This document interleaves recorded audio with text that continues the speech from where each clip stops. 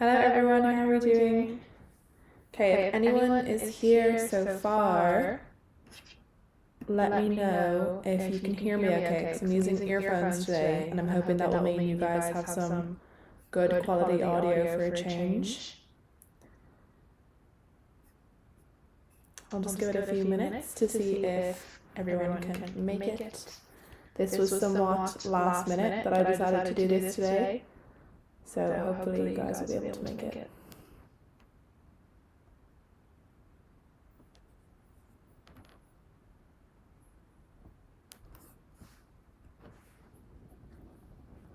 How is everyone doing today?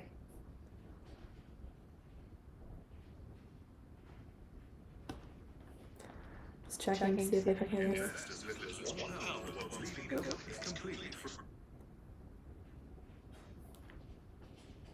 Can you hear me okay with these earphones in?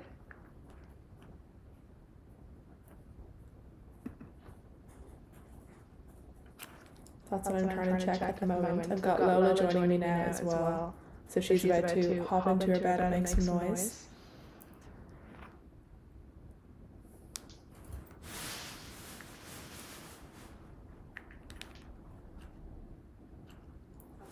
Okay, how is everyone doing? For this video, basically, I realized it's been a little while since I've been able to make a video. I'm just going to wait until Lola settles herself here, because at the moment she's just getting comfortable on her bed. Lola, lie down. Good girl. She loves to be part of the fun always with the live streams. Always has to make a little appearance, I think. So there she goes, nice and settled. Okay, so it's been a little while since I've been able to post a video. It's just been a very busy time, both with PhD work and other work. So yeah, that's just part of it. Part of the problem. Yeah, I am in a bit of an echoey room, so that's not going to change today, unfortunately. But I just want to make sure that you guys can hear me okay.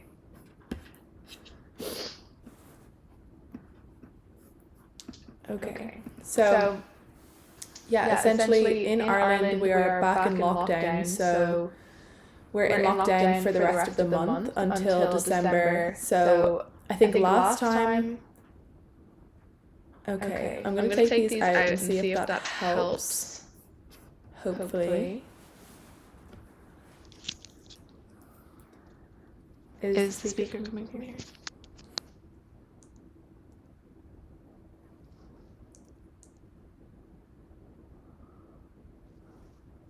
Okay, so you should be able to hear maybe a bit better now.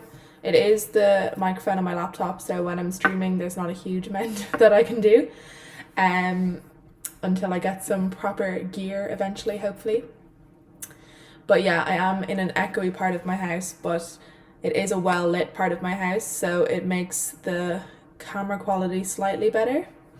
Slightly, I will say, but other parts of the house just are darker at this time of day. Okay, that's better. Cool. So yeah, essentially we're back in lockdown here in Ireland, which means until December we can't really do a huge amount. And when we were in lockdown in April, I think I used that opportunity to kind of put out a lot of content, and I felt very motivated with the YouTube videos and things like that. But I think it's been a little bit harder this time because we haven't actually, I don't know, it's just a bit harder this time to try and do that. So I'm hoping that will change, and by the end of this hopefully I'll be back to a more normal filming schedule. But for the moment I thought it would be good to like catch up and see if anyone has any questions about anything and tell you a little bit about what's been going on with my PhD. So essentially I'm now in my second year. I'm about 2 months into my second year, maybe a month or two into my second year, and this year we'll be working on a few different projects, but the first kind of big thing that we need to do is prep for my stage 2 transfer, which for me, my PhD program has 2 stages. Stage 1 is where you're sort of getting to grips with the literature, maybe doing an initial project, and by the end of it you should have a clear plan for your thesis and what you hope to achieve with your PhD, as well as a plan for your credits, a plan for the classes you're meant to be doing TAing for, and probably an initial chapter of your thesis written as well. So that's something that I'm hoping to do in December. So we have a date in December 15th that I would be able to do my stage 2 transfer. So at the moment I'm doing all of the prep to be able to do that and to get ready for that for December. As well, we're working on a new data set now, which is much bigger for anyone who is in the machine learning area and who knows a bit about the work that I do. Essentially, the data set I used to have was maybe 20,000 runners, and now we're looking at more like 200,000 runners. So it's scaled up tenfold, and we're doing a lot of the pre-processing at the moment and trying to work on some projects with that as well. So I've got a question from B Genius Nepal. Could you please start sharing your experience with PhD application and PhD interviews? So yeah, absolutely. So for those of you that don't know, I am doing a PhD in the same university that I did my undergraduate and master's. So I kind of knew a fair few lecturers in computer science in the university that I'm in. And my program was actually recommended to me by a couple of the people who I was taking classes with. Some of the lecturers, some of their classes I was taking, they recommended this program to me because I was at the point where I was looking to apply for graduate programs, but I started to want to do a PhD more so, which is something I kind of figured I would do later on in life, that I would go out and get some industry experience and then come back to do a PhD. But I ended up actually wanting to pursue it directly after my master's, and my program was recommended to me. So the application for that wasn't a typical PhD application, because I know usually you have to have a project in mind before you apply for a PhD, and then you need to fill out the application with that project in mind. So that's not what I had to do. My PhD application was more about me and my background, and because it was the kind of program where you don't go into it with a supervisor, instead what we do in the first couple of months is meet different supervisors and learn about different possible projects we could do and then pick a project.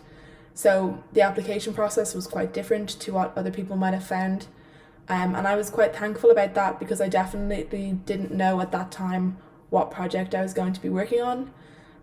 So it definitely helped to not have to think about that before the application process.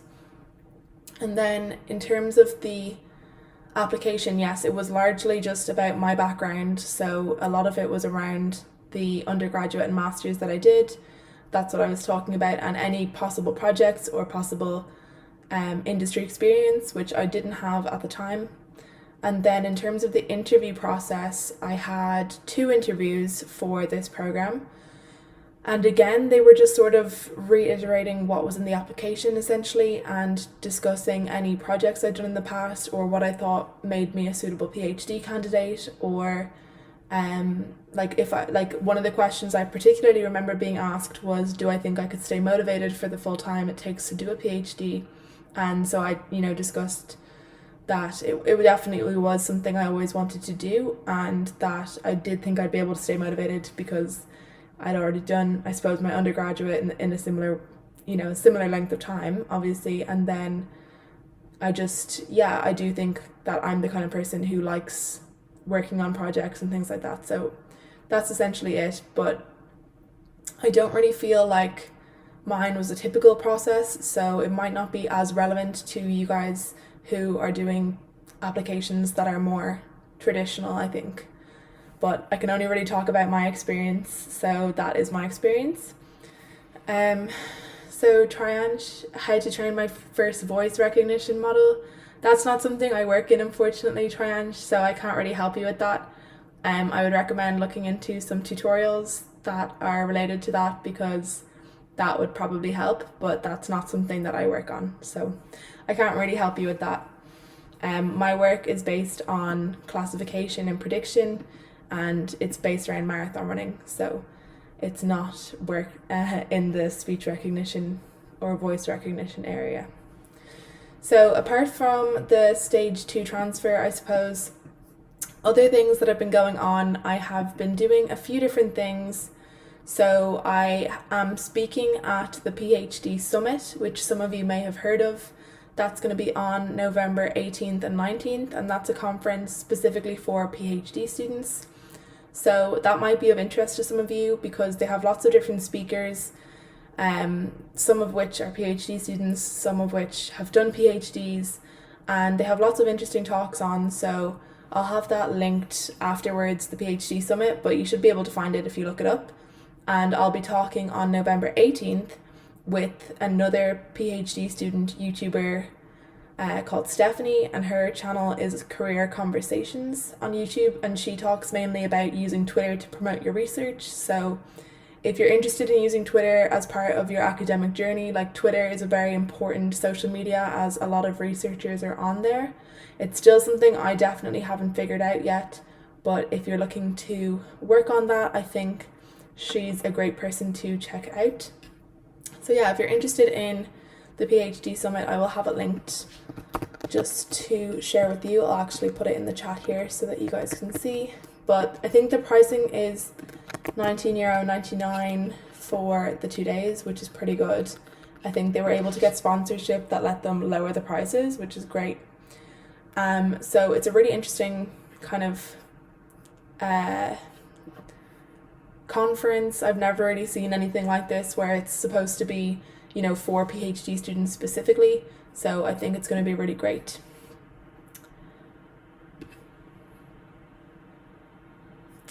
Okay, so another thing that I've been doing this month is I also filmed a podcast episode. Sorry, my hair is very messy today. And it always bothers me on the live stream. I filmed a podcast episode for a podcast called the PhDLifeRaft, which again is supposed to be for helping PhD students.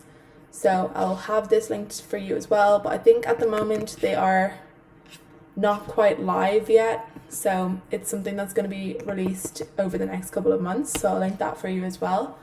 But the person who runs the podcast,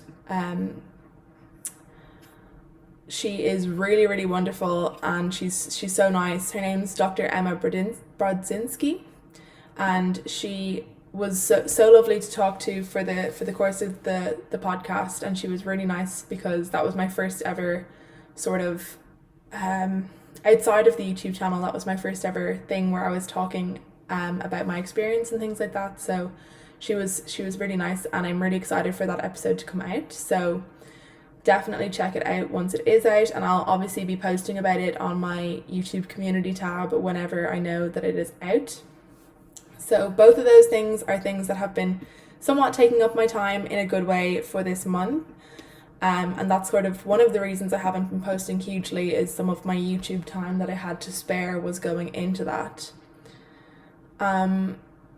So I do feel that I hopefully will be getting back on track with posting more regularly this next month. We are in lockdown, I think, for another 4 weeks, maybe 3.5 weeks, I think. And I'm hoping that'll mean I'll be able to pump out some content.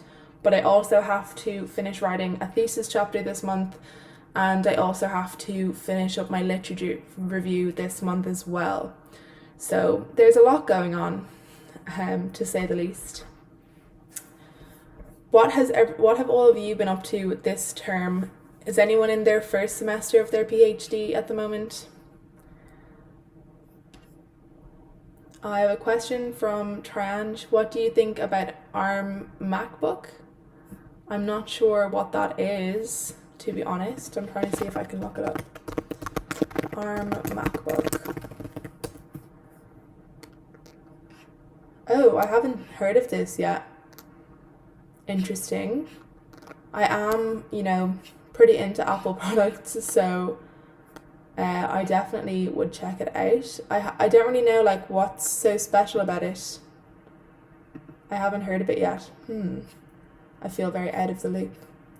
But I don't think I'll be getting any new laptops anytime soon. I have my personal MacBook Pro and my ordinary MacBook Pro. So yeah, I don't know if I will be getting I don't think I'll be getting the arm Mac, I don't think, but it looks interesting. So from Shubham Sharma, hi, I just say your startup regarding machine learning based dashboard, it's amazing. Thank you so much. So that is definitely something I'm trying my best to work on in the next couple of weeks to get some interesting things out for you guys.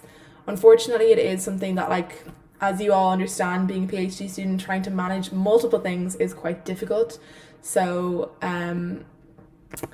yeah, I will just pop that into the chat. We are working on our Pomodoro timer at the moment, so we have a very basic version up, which it's cute, it fills up, I really like it, but we need to work on it some more to get it with a bit more functionality that would make it even more useful, and then I'll be able to share that with you all even further.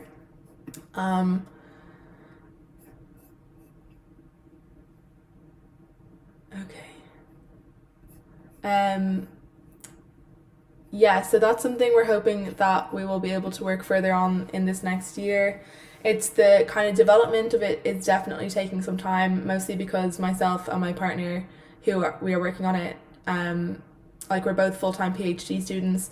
I also work part-time on top of that, and it just means that there's not a huge amount of time to spend on it, unfortunately, but you know, we are both still very passionate about it, and we're hoping to get at least a couple things that are interesting out for everyone. So that's one thing, the Pomodoro timer as well. We're working on planner templates as well and trying to get a few that are specifically for PhD students, so they would at least be available in the short time. That would be hopefully very helpful, and that kind of relate back to the personalized dashboards in a sense, that we'll be having those kind of templates that match those. But it definitely, I wish I had more time to work on it, and I'm hoping that someday in the future I will, but it's just not that time, unfortunately. Okay, so I have Dua. I just started my PhD 3 months ago, but my supervisor told me to read everything about my topic without being specific. Is this normal?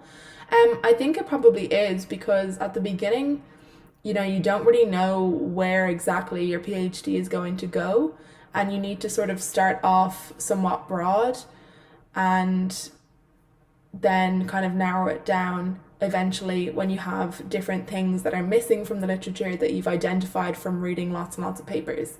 I definitely feel like I have been slacking a little bit with my reading, especially because we got started straight away on projects, which was really great, and I'm so glad that we did that.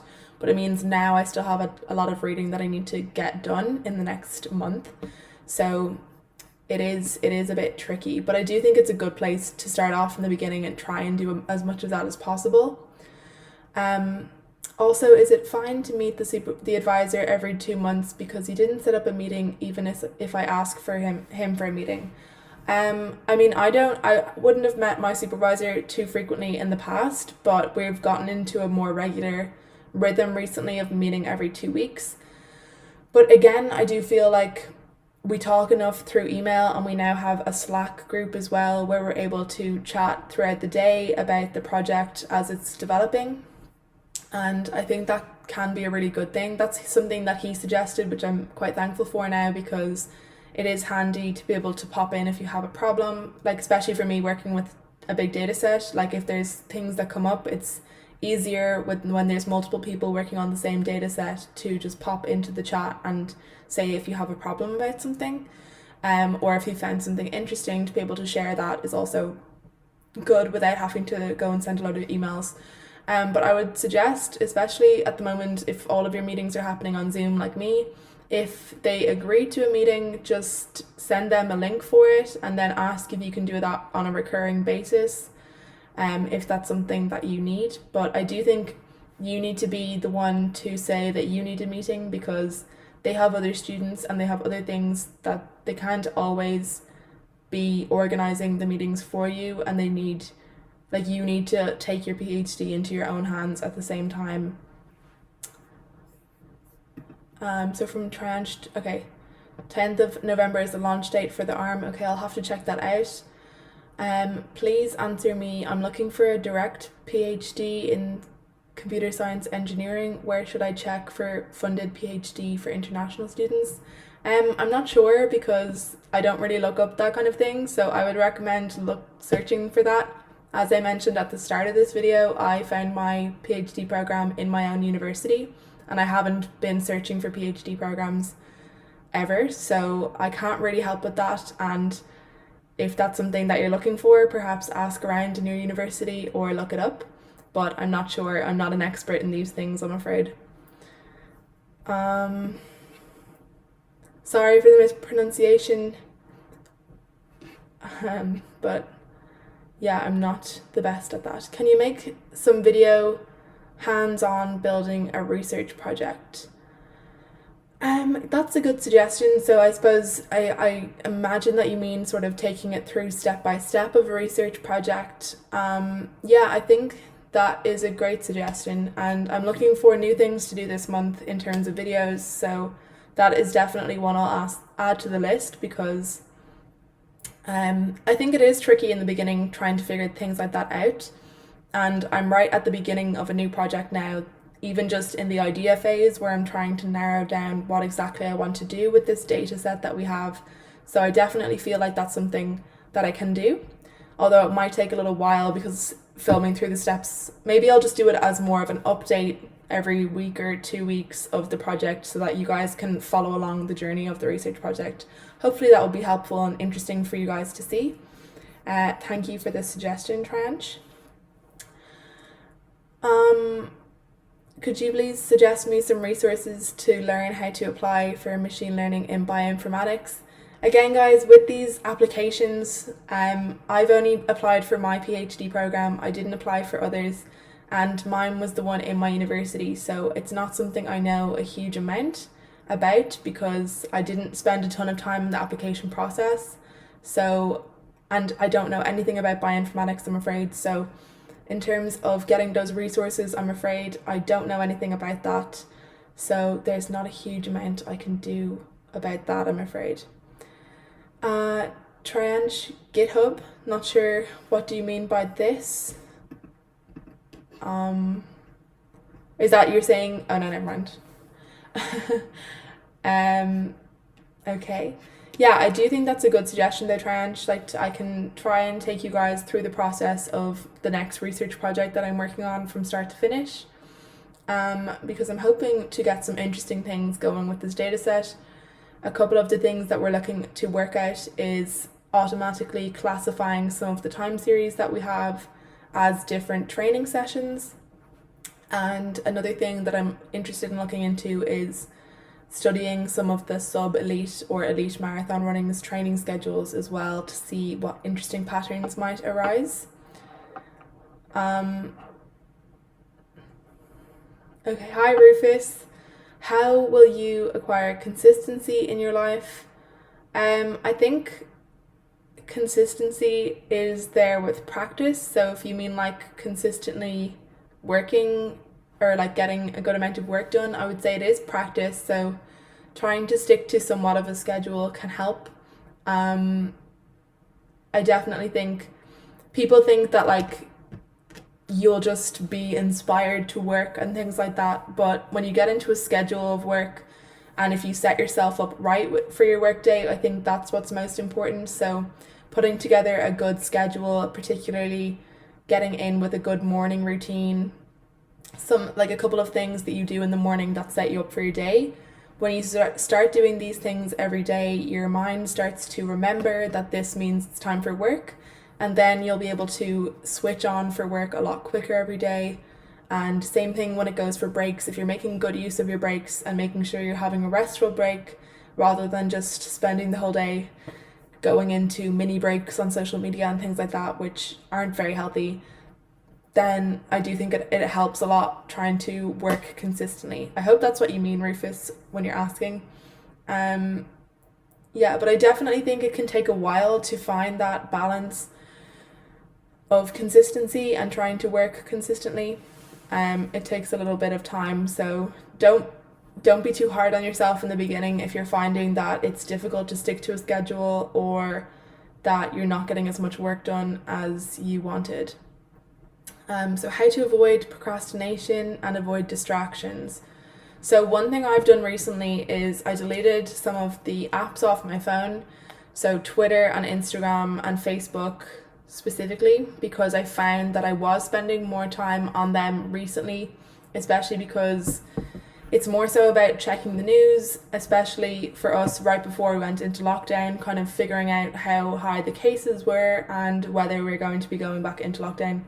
And obviously basically with that going on, I was checking my phone all the time and it was really bad. I felt like I was constantly being distracted and it just really wasn't good. So I deleted those apps just to get rid of the temptation. And yes, of course, I can still go onto the browser and use them, but the interfaces are so awful on your web browser that you don't really want to stay on there for too long. So I found that that's drastically reduced that kind of distraction in terms of using your phone. Other things like you could do is just put your phone away into like a separate room or into a different part of the room so you're not as tempted. And similarly, like if you have a work laptop, trying to only ever use that for work and never using it for other browsing can really help with trying to stick to work on a certain during a certain day. I also find that using Pomodoro timers as well are really good because you force yourself to be working very, what's the word? Diligently for about 25 minutes and then you get a 5-minute break. And I feel like that really helps with trying to stay on track. Procrastinating is definitely something that I do feel like creeps in. I wouldn't say that I'm a huge procrastinator, but I leave certain things somewhat last minute. So sometimes I'll leave assignments to the last 2 days or so when I had longer, but I do feel like for me that works well. I think procrastination is only really a problem if it is causing problems for you, and for me things like that it doesn't really, because I planned to do them on those days. They just so happened to be the last 2 days that they were due, if that makes sense. But I think with procrastination during a given workday, what I tell myself is you just have to do this one thing today, and once you finish that, you can stop working. So I use that as a way to motivate myself to get things done, is rather than seeing your workday as based on 8 hours a day, it might be based on 3 things that you have to do. And once you do those 3 things, you can stop working. And it really helps to be not procrastinating those things and to kind of get through them a lot quicker than you might. And sometimes that means you'll be finished what you needed to do much earlier than expected, and you can either take some time off or take a break, or maybe get started on some things for the next day. That's something I do think is really important, is making sure your day is based on actual work items and not time, because anyone can work for 8 hours and honestly not get a huge amount done in those 8 hours but feel like they've been working, when if you have a set number of things that you need to do, once you get those done you actually know that you have achieved something that day. So I do think that's something that I feel is very important with my work day, and that's what helps me feel like I've accomplished something in a work day.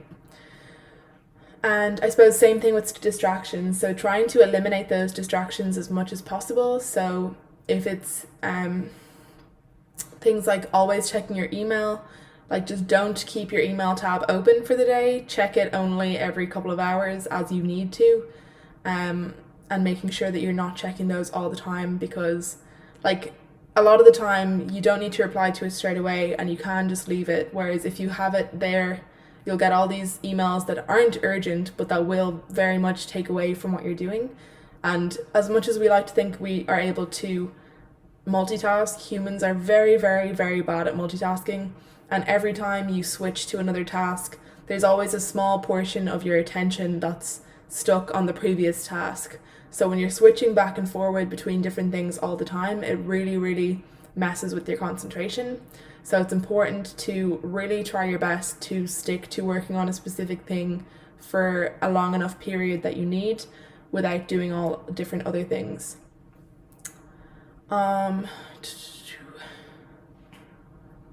So this is from Bortel. Could you please talk a bit about how to write a research paper for either a journal or conference?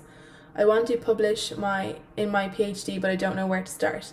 So I did actually make a video about this a little while ago, my sort of step-by-step process for writing a research paper. So if you want to check that video out, I will link it if I can find it.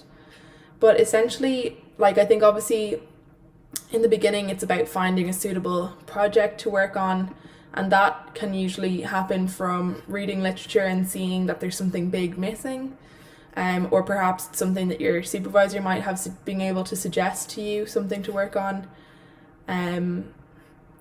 But let's see, I've found that video now, so I'm just going to put that into the chat for everyone. Yeah, so then after that, obviously there's the time that you're spending working on the project. So for me, what that means is having a data set or getting a data set. Typically our projects are based around the data that we have. So usually it's about just then getting the right subset of the data essentially to fit the project. And then working on that, getting some features from it. So the kind of data that I work on is like made up of lots and lots of time series, and this is all of the training for different runners. So obviously the training itself then forms a time series in theory. So it's about finding a suitable representation for that data for a given project and finding models that will fit the exact project that you're working on. So that can take a while. So I think my typical time that I spend in the modeling phase of a project might be anywhere from a couple of weeks to maybe I'd say probably around 4 weeks would be somewhat typical. And then from there, obviously, once you get to a place where you're happy with the models and you feel like you've found something publishable that you want to publish, then it's really about making sure that you find the right conference to suit it, and then after that working on the paper, because a lot of the time the paper is in some way related to the conference, that you have to kind of tailor it in some way and make sure that it fits the kind of standards that they're looking for, in a sense, like the type of layout that they want. So it's important to make sure that you know what conference you're looking for before you start writing. And then it's writing up. So I think it's easiest to start with writing up any results and the methods and then results, and then going back to do the more introductory materials. And you know, the writing can take, I'd say the writing usually takes a week to 2 weeks if you work like diligently on it. And then after that, going back and editing and reformatting things.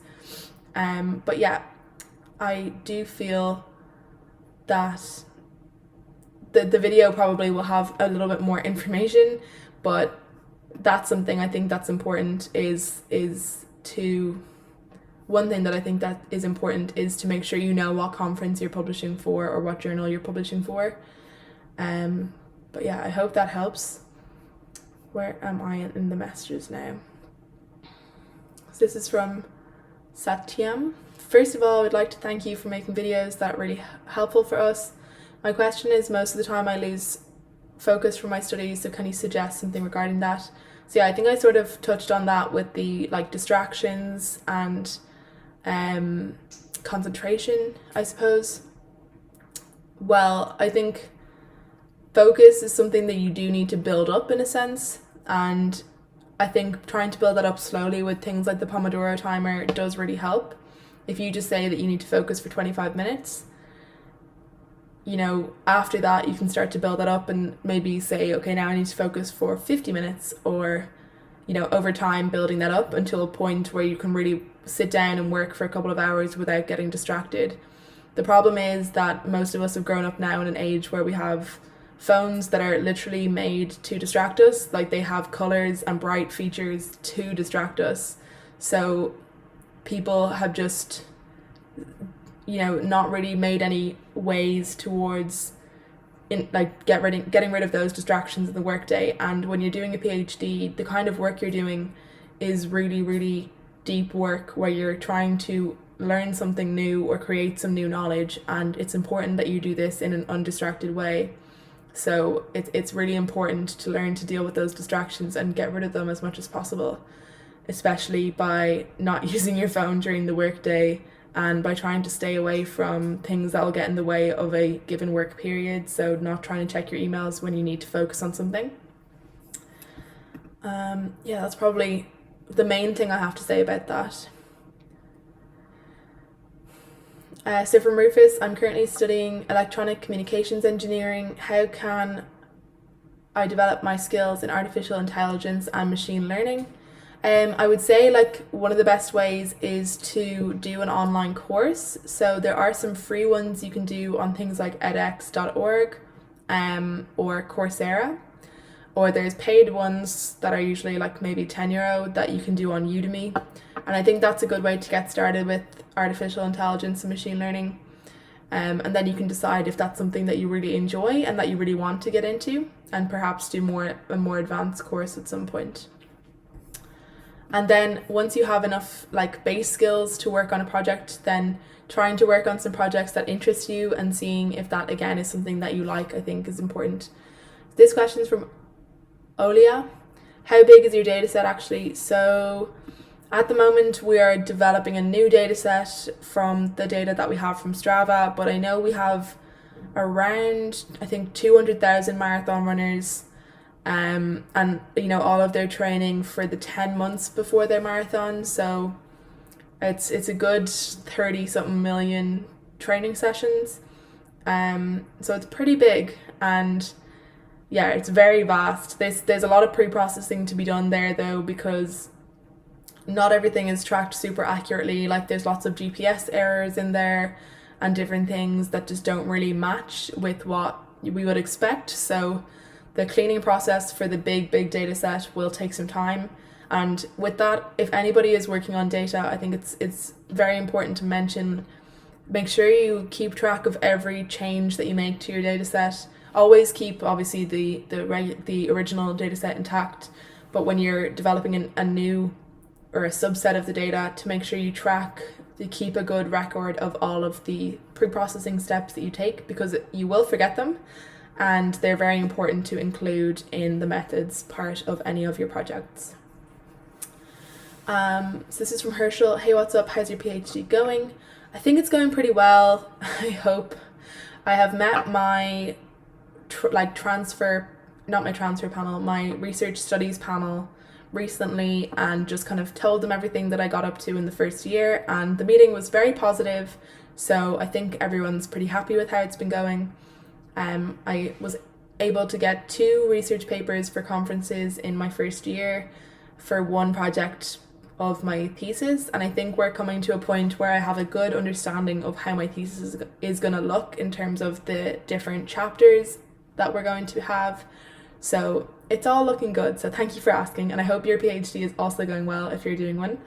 I hope everyone's PhD is going well.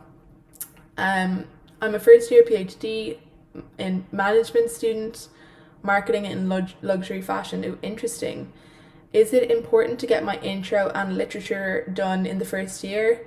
I do think that depends on the kind of PhD that you're in. So I think typically they say you should have your literature review done definitely in first year. I'm just for me, I want to have that done by my transfer, which is in December. So that's more like my first year and a bit. But I do think it's important to have like a first chapter of some description done. So for me, I have my first main thesis chapter pretty much done, and that at least makes up for the fact that my literature review isn't totally done. I hope. But I'm hoping to have both of those done by the end of this year, like by the end of 2020. So I do think it is important to get something like solid out there by that point. So I have a question from Ahmed. Hello, I know that you already have questions by others that you did not answer yet, but I would like to ask a question. How do you deal with different types of supervisors? So obviously I just have my supervisors. I have like 2 co-supervisors, and they're both excellent, so I have to say I'm very lucky with that. They're both very supportive, and they're really helpful when it comes to working on projects and like collaborating on ideas. They really are helpful for that, and I'm so glad that I have good supervisors, because I know some of you guys have mentioned some of your horror stories of difficulties. So I can't really talk too much about that because it's not something I've had, thankfully.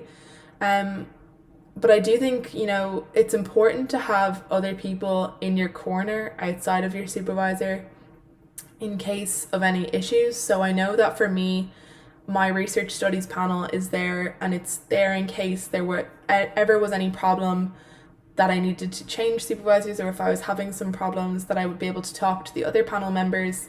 And I also have a couple of really great supervisors in the cohort that I'm part of, so the Centre for Research Training that I'm a part of, that I know that I can talk to if I ever had a problem.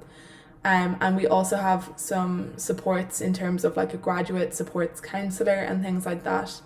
But I think it's just important to try and figure out how your supervisor works and how you can deal with them, I suppose. So perhaps talking to some of their past students or current students, obviously being, careful of what you say, like not to be trying to gossip or anything, but that you can talk to them and see how do they best get on with their supervisor, and like your supervisor obviously, and see if there's anything that you can improve in terms of how you're going about the communication that could make things better. And thanks, Herschel, for saying that you enjoy the channel. I'm so glad.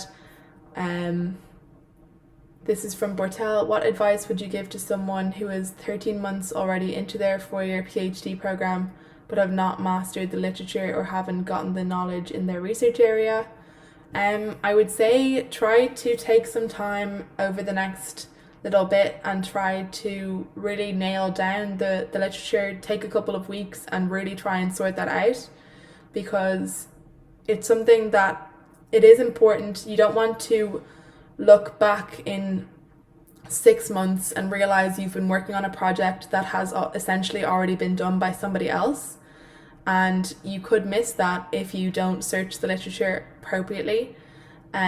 So I would recommend trying to do that. So I'm planning on taking like a 2-week reading weeks essentially to try to crack out a lot of the literature that I need to read and really get that all finalized, because it is important, and it's a nice thing to have done. Obviously you'll never really be finished with the literature because it's going to be changing the whole time throughout your PhD, and obviously you might start working on projects that you hadn't anticipated, and then you might need to do some reading at a later date. But getting on top of the main literature in the area is important, because you really need to make sure you're not working on something that's essentially been solved, or that has a similar, that you don't want to have missed anything.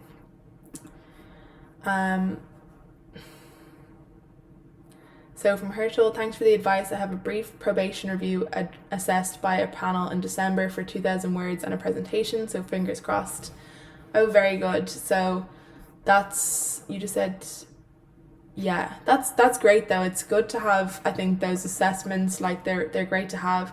We don't have too many as part of ours. We have, like, you're meant to meet your research panel in the first sort of 6 months, I think, and I only actually met mine recently, which it was mainly down to having those projects on, and with COVID things just sort of slipped away in the admin side of things. So yeah, but I do think that it's important to try and keep up with those assessments and try to get some feedback early on, see how you're doing, see if there's things that you need to improve in terms of the work you're doing. From Struggling PhD, do you procrastinate? Yes, occasionally, but I think for me it's usually the admin things that I procrastinate, like the extra things that replying to emails and things like that. I do tend to procrastinate because I'm usually busy working on projects, and like for me that's more important, but like I know that it's also important to keep on top of the admin. So I've been trying recently to block out an hour in the morning every morning to have admin stuff done, And then that means, you know, if I can't procrastinate anything more than a day admin wise then. And I think everyone has certain things that they procrastinate a little bit, but some things will be worse than others, pretty much. Yeah, I do think though that's something that, like, once you add that into your schedule, it means you can't do it as much anymore. But it's something that I have been working on.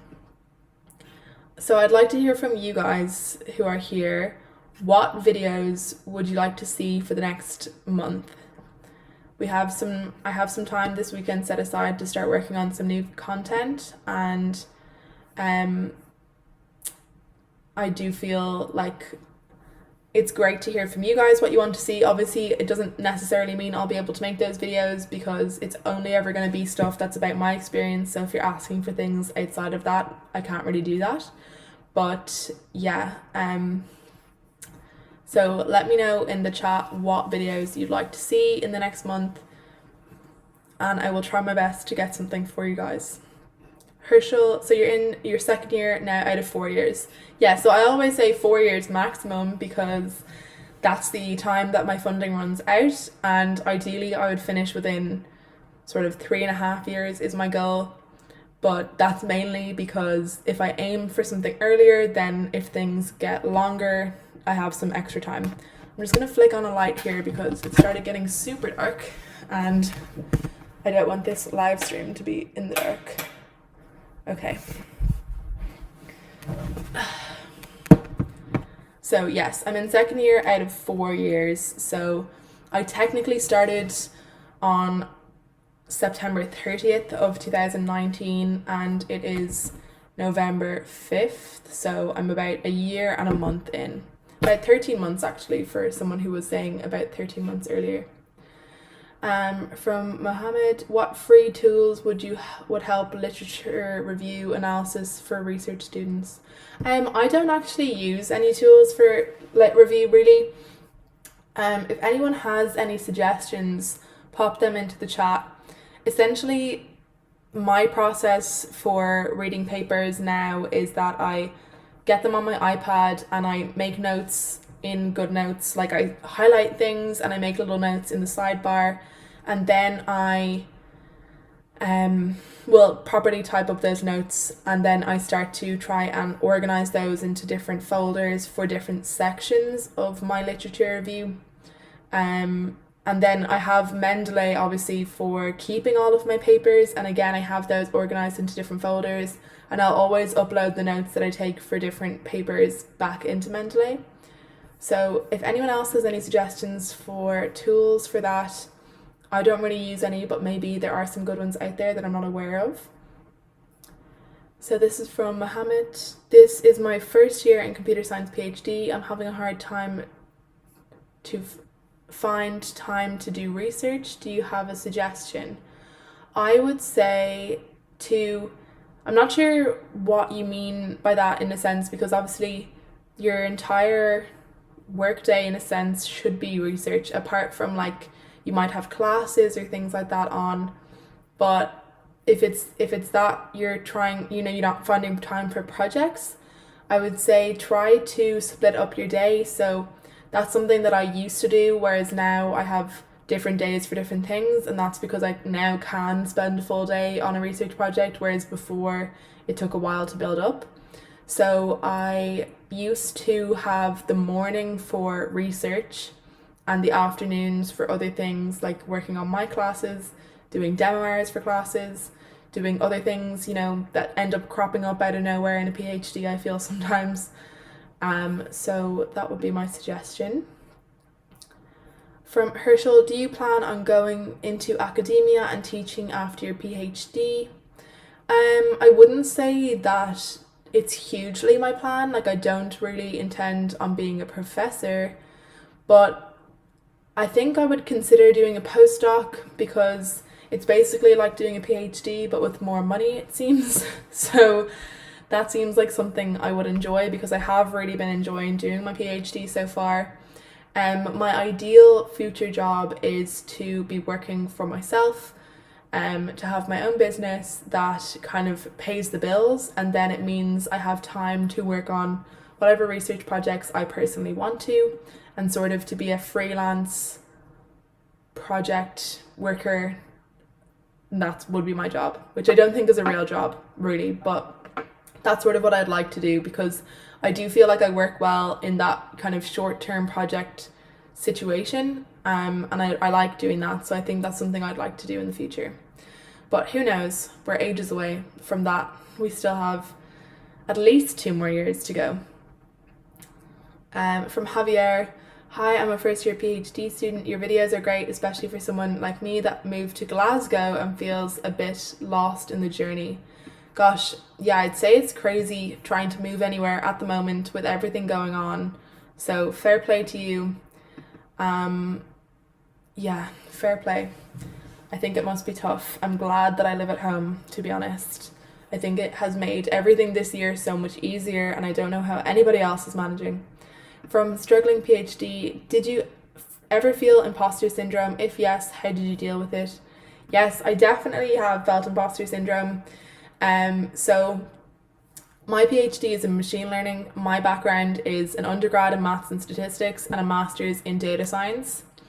And I just felt that going into a PhD that's technically in the School of Computer Science, that because I didn't have a degree in computer science, I just really did think that I was sort of one of the worst people that got into my program. So I think my cohort has about 30 people joining at the same time, and I definitely just felt like I was probably just about let into my program. And I think what you don't realize is that everybody else seems to also feel this way, but it just doesn't seem that way. Everyone else seems super confident, and everyone, will be talking about the different projects they've done, and there's me having not really worked on any big projects before.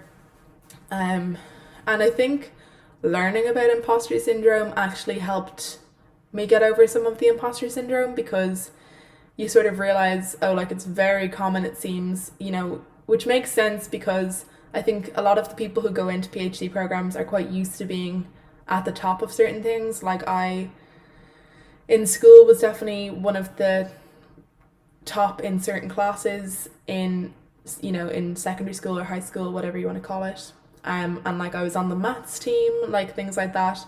That would have always given me confidence in my abilities. And then in undergraduate, I suppose, I won a couple of academic awards, and I got to go on Erasmus, and that sort of again brought up that confidence. Whereas when you enter a PhD, I think everyone is those people who have been really high up in certain things, and you sort of feel like you are starting from the bottom. I think that focusing on my own work and just trying to make sure that I was meeting my own goals was something that really helped. So setting some goals for what you want to get done in the year or in the next couple of months, especially, so important to set short-term goals. But I think making sure that you're holding yourself to whatever standards you look for, and if you achieve what you wanted to achieve, then that is enough. And I think that's something that's been helpful for me. I still don't think I'll ever be fully over it, especially with YouTube. I think that's one thing that I still always feel like it's always going to be there, having that sense of imposter, who am I to be telling anyone how to do their PhD? And that's not really what I'm trying to do. It's just sharing my experience, sharing my tips that I personally have found work for me.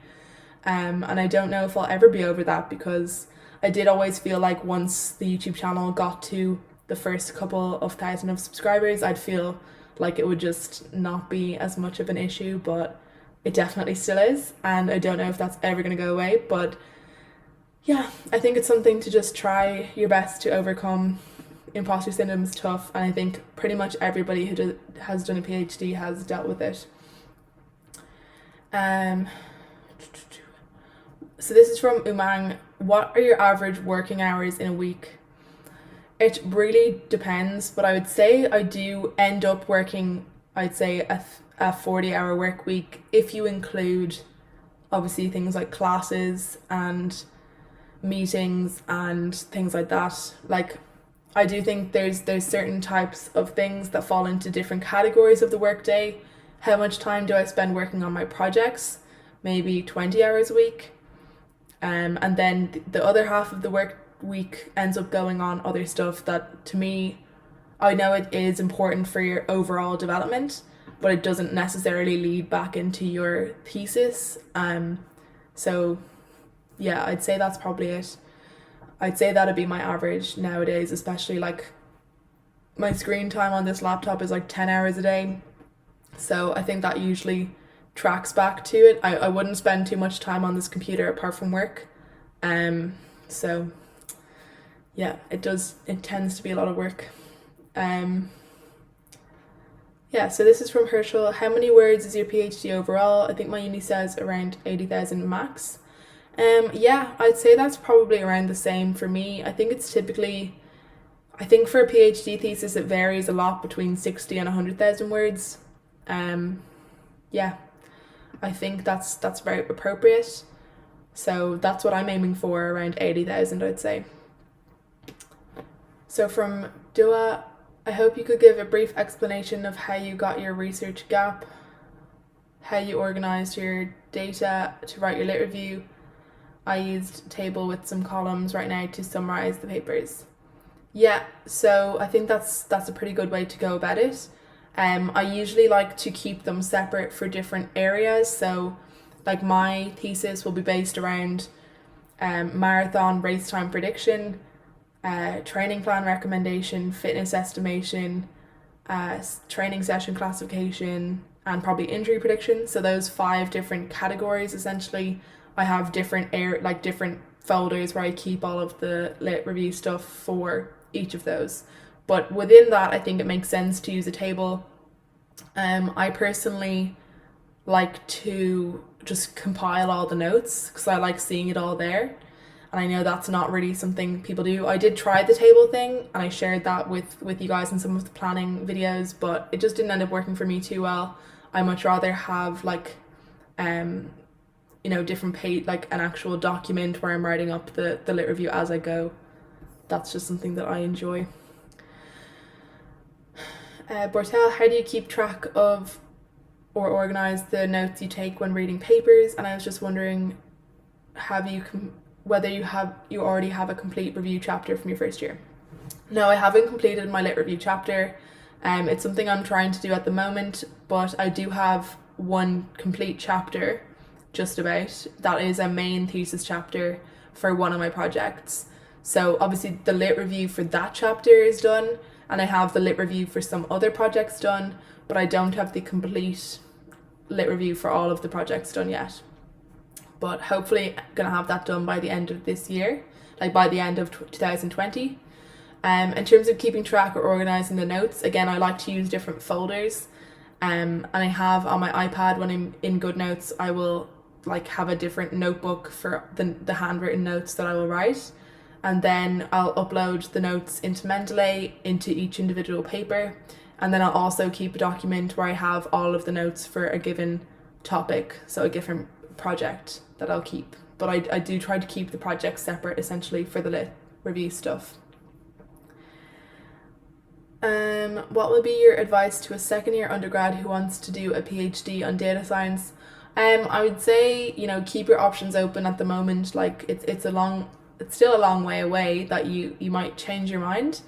And I don't know if there's any real way to fully prepare yourself for a PhD in undergrad. I definitely didn't do that because I was not intending on doing a PhD right after my master's.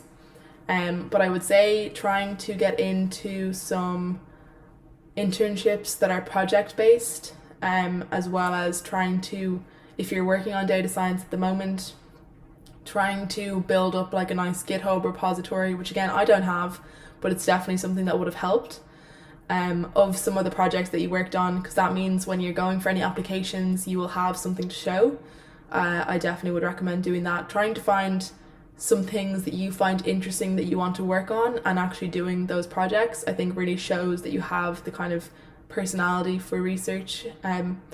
But that would just be a couple of things that I think would be good. Again, not things I particularly had done as part of my undergrad, but I definitely think they could have helped to make my application stronger.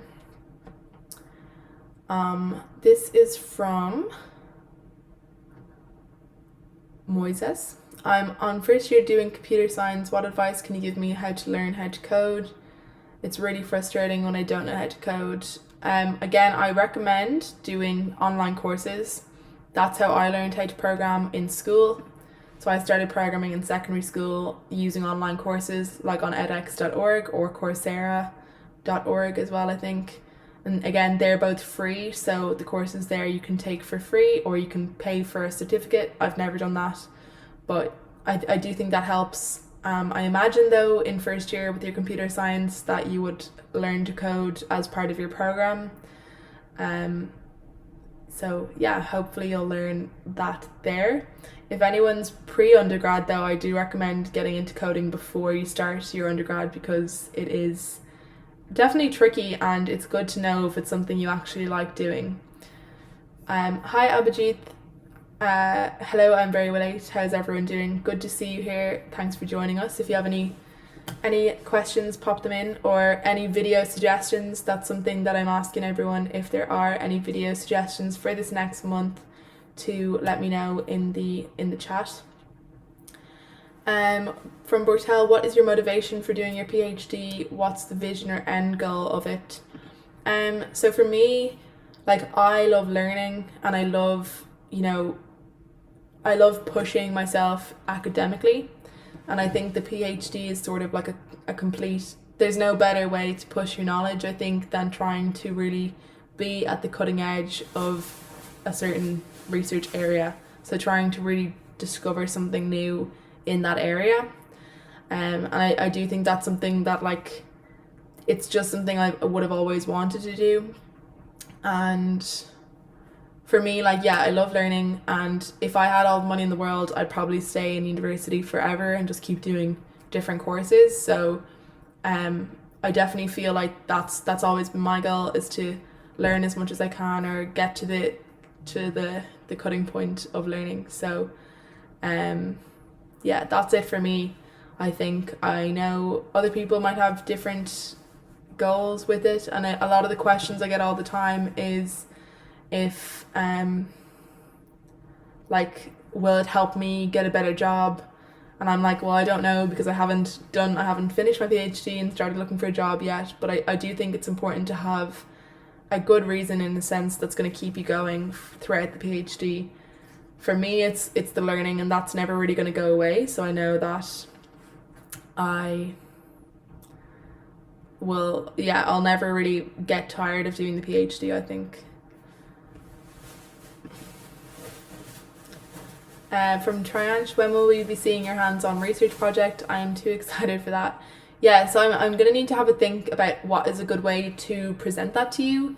So maybe I would start doing like a weekly update or something like that for a project, and sort of make that like a mini series that you guys would then be able to follow along the process. I hope that would help. Yeah, I do hope that would be useful and interesting. So I'll try to see, like, if I have enough to put out every week. Like, presumably, obviously I should, because like the projects I suppose I'm working on a few at the moment will be developing every week, so it'd be good to do a little update, and it would be nice for me to look back at actually the kind of how it's been going week by week. Thanks for asking, Abhijit. I am very well. I think I mentioned at the beginning, we're back in lockdown here, so it's been a bit grim, especially now that it's winter. Like, here in Dublin, it's already completely black outside almost. Okay, that's a bit of an exaggeration, but it's dark and it's sad, and it's not as fun as it was in the summertime, where you could just go outside and enjoy the day when it's nice. So we can't see anyone except for go on walks with people one at a time. And yeah, we can't really do anything, so it's a bit bleak, but hopefully we're on the right track. Our cases are coming down. Hopefully in the next couple of weeks we will be able to at least enjoy a nice December, because it's obviously Christmas, it's my birthday month. I'm turning 25 in December, and hopefully I'll be able to enjoy that at least. So yeah, that's how I'm doing, I guess. I'm also very busy, I mentioned this. I'm taking 20 credits at the moment, which is a bit crazy. Yeah, but it means that once I finish these, I'll be finished with my classes anyways, and it means from January I at least won't be taking any more classes. From Mildred, could you kindly do a tutorial on how to use latex? Yeah, I could do a very basic tutorial. I'm definitely not an expert on LaTeX, but I could give it a go. I could give it a good go, at least how I use it, which might be helpful.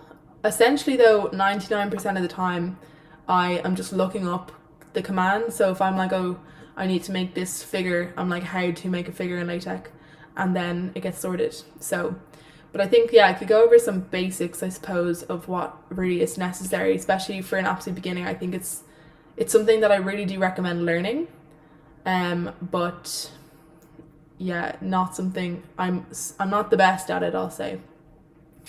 So from Sid, hey, I was hoping to get some advice from you. I'm working on facial recognition technology for my master's dissertation. Would you recommend TensorFlow or PyTorch? So both Abhijit and Bortel coming in with PyTorch. Personally, don't use either of them. I'm not saying you shouldn't. I don't do deep learning at the moment. I have done a class in deep learning. It's not something I'm working on at the moment or in the near future. So I really couldn't tell you which is better, but it seems like so far we've got 2 votes for PyTorch, being that it's simpler to use. Yeah, couldn't tell you now. Not really my thing. I'm more in the somewhat traditional machine learning techniques, I would say, for the moment. We'll see how we go. See if I end up in deep learning at some point, but not for the moment. Okay guys, we've been going for a little over an hour. So I'm wondering, do we have any last minute questions or last minute time to throw in any video suggestions? Again, I can't promise anything with the video suggestions because I can only really do things I know about. I do really like Trianch's idea of doing like research project development, like step by step almost, like over time. And I do feel like I'll do that.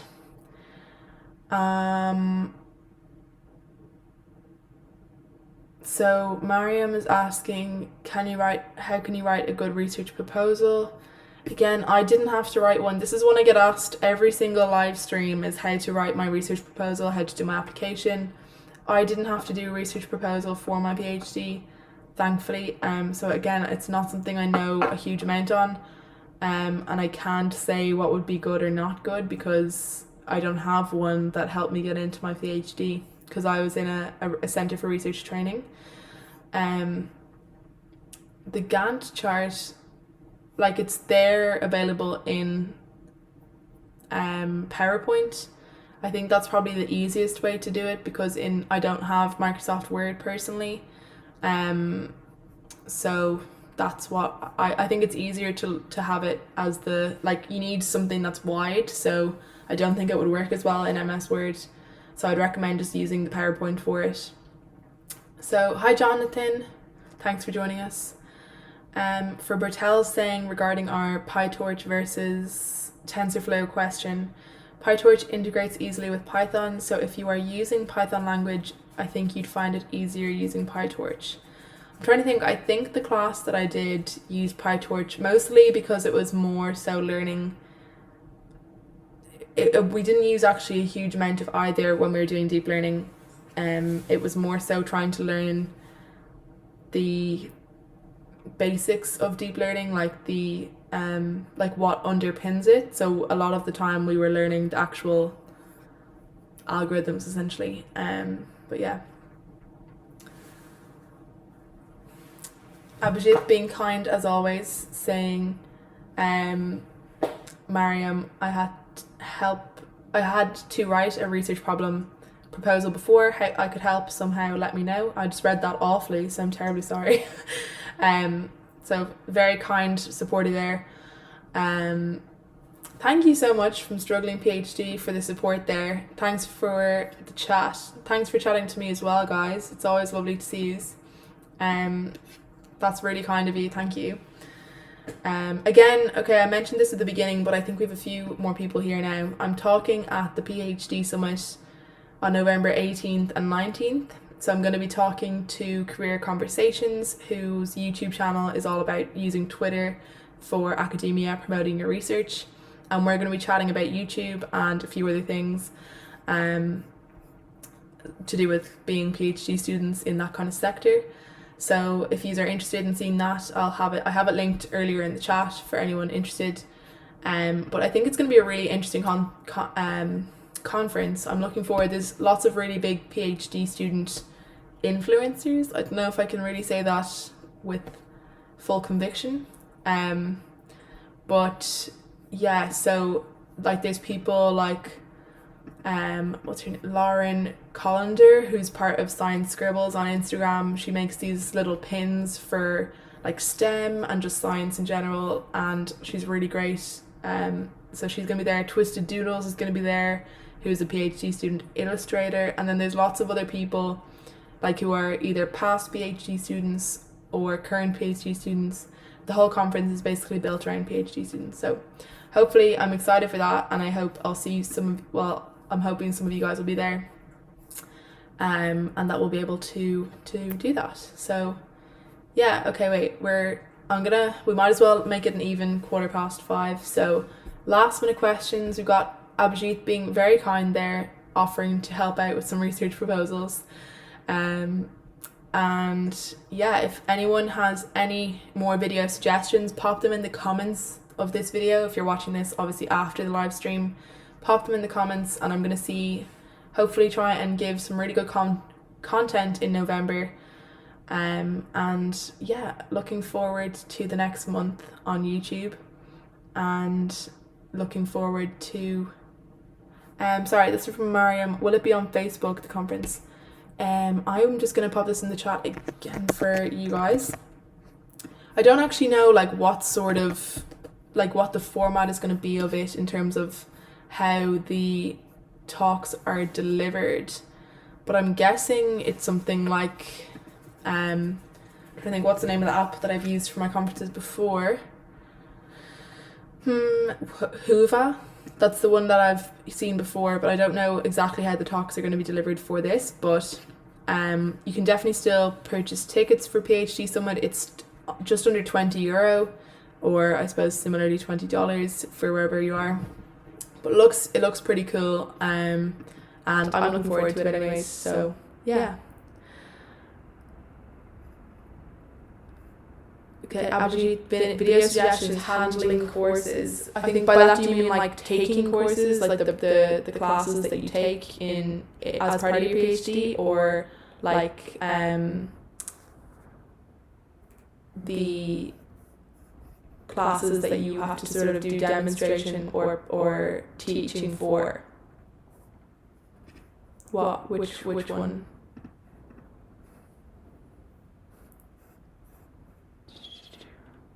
How to handle a lot of courses, how to learn, taking notes, handwritten, LaTeX, how I manage my time. Yeah, okay, fair.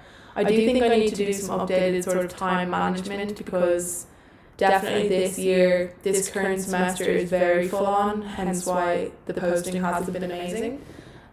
So yeah, I definitely think I could do that, and also note taking, especially now that I have the iPad. I've been making some pretty nice notes in general. Yeah, so I will think of some good content around taking courses and things like that. Okay, so guys, that pretty much wraps up this little live stream, and looking forward to seeing some of you hopefully at the conference, or I'm not sure how the like interaction will work at it, if we'll be able to chat. But if not, I'm sure I'll get chatting to you some point in the comments sometime soon. So thanks so much for everyone who tuned in. Thank you for all your questions and your engagement. And thanks so much for showing up, and I'll see you all next time.